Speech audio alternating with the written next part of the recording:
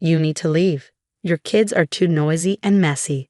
Patricia slammed her fork down, glaring at me across the dinner table.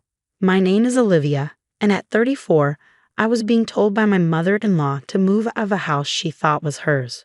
What she didn't know was that before he passed away, her husband George had secretly left the house to me, knowing exactly how she would act once he was gone. The kids were just playing outside, Patricia, I said, wiping my daughter's chin. They're 6. That's what kids do. Patricia scowled. This is my house, and I won't have it turned into a playground. James and I raised Michael without this kind of chaos. She gestured at the children's artwork on the fridge like it was an eyesore.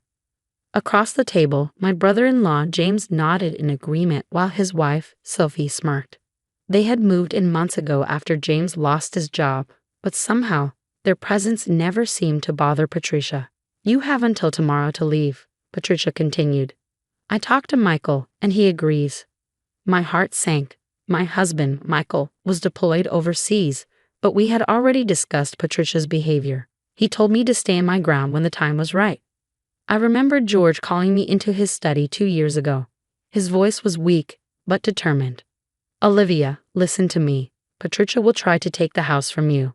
She's always resented how much Michael loves you, but I've made sure she can't. The house is yours. He handed me an envelope with all the legal documents proving I was the owner. You'll know when to use these. Now, as Patricia planned how she would redecorate her house, I knew that moment had arrived. You can't just throw them out, Mom. Michael's sister, Lisa, said from the doorway. She usually stayed out of family fights, so her support surprised me. Patricia waved a hand dismissively. Olivia has money from her parents. She can find an apartment. I held my children close and whispered, It's okay. We're not going anywhere. Patricia's face darkened. Did you not hear me? I want you gone by tomorrow. I stood slowly, my chair scraping against the floor. Patricia flinched at the noise. Actually, Patricia, we need to talk. There's nothing to talk about, she snapped. I reached into my bag and pulled out the envelope George had given me. My hands trembled slightly, but I stayed firm. George left something for you, I said. I think it's time you knew the truth. Patricia's face twisted in confusion.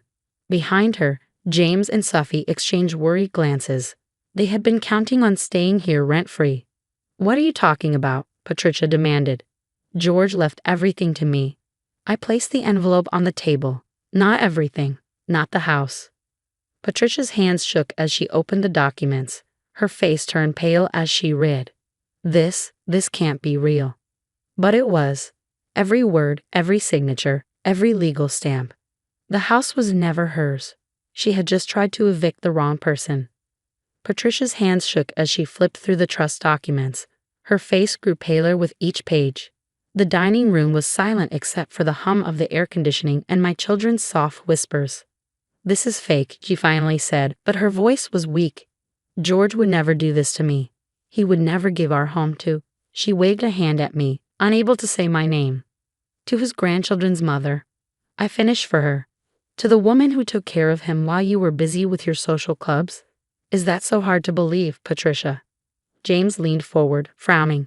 Mom, what do those papers say? I spoke before she could. They say that George left this house to me and the twins. He knew what would happen once he was gone, so he made sure we were protected. But that's not fair, Sophie blurted out, losing her usual calm.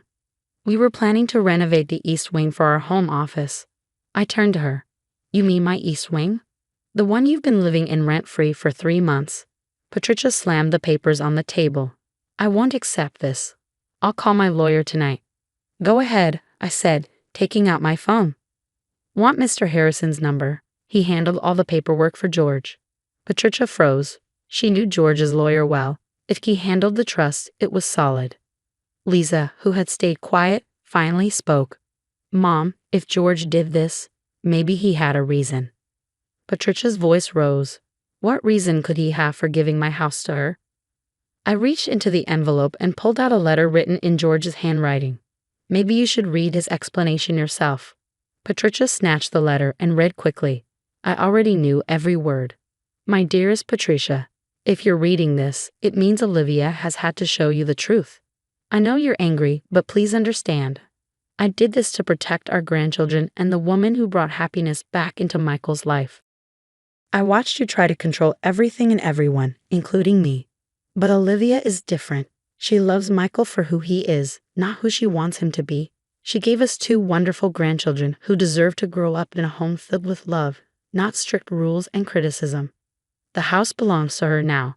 This is my final decision and my last gift to our family's future. All my love, George. Tears rolled down Patricia's cheeks. For the first time, she looked truly lost. Daddy? Emily tugged at my sleeve. Are we really staying? I knelt beside my children and hugged them. Yes, sweetheart, this is our home. Grandpa George made sure of that. But where will we go? James demanded, his face red. Sophie and I can't afford our own place. I stood up. You're welcome to stay if you start paying rent. Market rate with a lease. The same goes for you, Patricia. This is still your family home, but under my terms now. Patricia looked up, her makeup streaked with tears. You expect me to pay rent? In my house? Not your house, I corrected. And yes, I do. George left instructions for how the house should be managed. I'm just following his wishes. The room went silent. James and Sophie whispered to each other. Lisa gave me a look of reluctant respect. Patricia just sat there, holding George's letter. After a long pause, she finally spoke. He really planned all this. He did, I said. He wanted to make sure the twins always had a home, and that I had the power to protect them, even from family if necessary. Alex's foot accidentally kicked the table leg, making a loud noise. Normally, Patricia would scold him. But this time, she just stared at the twins like she was really seeing them for the first time. I need time, she finally said, smoothing her napkin. To think. I nodded, putting the documents away. Take all the time you need, but understand this, we're not leaving. And things are going to change around here. As I took my kids upstairs, I heard Patricia quietly crying at the table. A part of me felt sorry for her. Losing control was her worst fear, but another part of me felt relieved. George had given us more than just a house. He had given us the power to stand our ground. Now, Patricia had to decide if she could accept the new reality or keep fighting a battle she had already lost. The weeks following the revelation brought dramatic changes to our household. Patricia had retreated to her sister's house to process, while James and Sophie scrambled to find alternative housing once they realized I was serious about charging market rate rent. My phone buzzed one morning as I was helping the twins with breakfast. It was a text from Michael. Mom called me crying, said you stole her house. Want to tell me what's going on? I sent him photos of the trust documents and George's letter. A few minutes later, my phone rang. Dad was always smarter than anyone gave him credit for, Michael said, his voice warm despite the static of the overseas connection. He knew exactly what Mom would try to do. Are you okay? We're fine, I assured him, watching Emily help Alex pour cereal. Better than fine, actually. The kids can finally relax in their own home. Good, Michael replied. I've got your back on this, Liv. Always have, always will. 2 days later, Patricia returned. She stood on the front porch, looking smaller somehow, more vulnerable without her usual armor of superiority. May I come in? She asked quietly. To talk? We sat in the kitchen, the same room where she critiqued my parenting countless times. But now she perched uncertainly on the edge of her chair, hands wrapped around the tea I'd offered. I've been reading George's letter over and over, she began. He was right about me, about everything. She took a shaky breath. I was so focused on maintaining control that I never saw what I was doing to this family, to my grandchildren. As if on cue, we heard laughter from the backyard. The twins were playing in the sprinkler, something Patricia would have forbidden just weeks ago. They're good kids, Patricia, I said softly. They just need space to be themselves.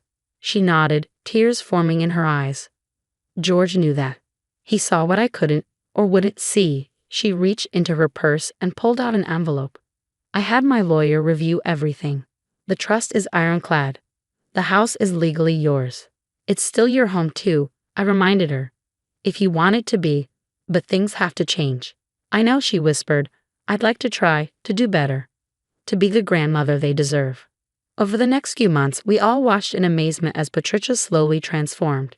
She started joining the twins for arts and crafts, actually participating instead of just criticizing the mess. She learned to laugh when Alex accidentally spilled his juice instead of reaching for her cleaning supplies in panic.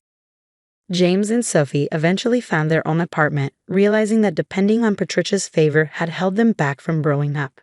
Lisa started visiting more often, remarking on how much warmer the house felt. One evening, I found Patricia in George's study, looking at old family photos. "I found these in his desk," she said, showing me a stack of pictures. They were all candid shots of the twins, Emily's first steps, Alex's birthday party, both of them playing in the garden. He kept every single one. He loved them exactly as they were.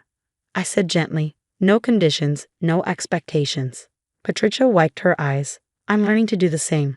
It's not easy, changing the habits of a lifetime." But she looked out the window where the twins were chasing fireflies in the twilight. "It's worth it." When Michael finally returned from deployment, he was amazed by the changes in his childhood home. Gone were the plastic covers on the furniture and the strict rules about which rooms were off limits. Instead, he found his mother teaching the twins how to bake cookies in the kitchen, flour dusting all their faces. "Dad would love this," he whispered to me as we watched them together. This is exactly what he wanted. He was right. George's final gift hadn't just been the house. It had been the opportunity for his family to heal, to grow, to learn to love without conditions or controls. 1 year to the day after I revealed the trust documents, we hosted a family dinner. Patricia had helped the twins decorate the dining room with their artwork, proudly displaying their creativity instead of hiding it away. As we sat around the table, Patricia raised her glass. "To George," she said, her voice thick with emotion, who knew exactly what this family needed, even when we didn't know ourselves. I watched my children beam at their grandmother, saw the genuine warmth in her smile as she looked back at them, and knew that George had been right all along. Sometimes love means making hard choices, setting firm boundaries, and forcing people to face uncomfortable truths. But if you're lucky, those tough choices lead to something beautiful. Like watching a controlling mother-in-law learn to embrace chaos, or seeing your children finally feel completely at home in their own house. As Emily and Alex raced off to play after dinner, their laughter echoing through the halls, Patricia turned to me with tears in her eyes. "Thank you," she said simply, "for not giving up on me." I squeezed her hand gently. "That's what family does," I replied. "We give each other second chances." And in that moment, I knew George was somewhere smiling, knowing his final act of love had transformed not just a house, but all of our hearts.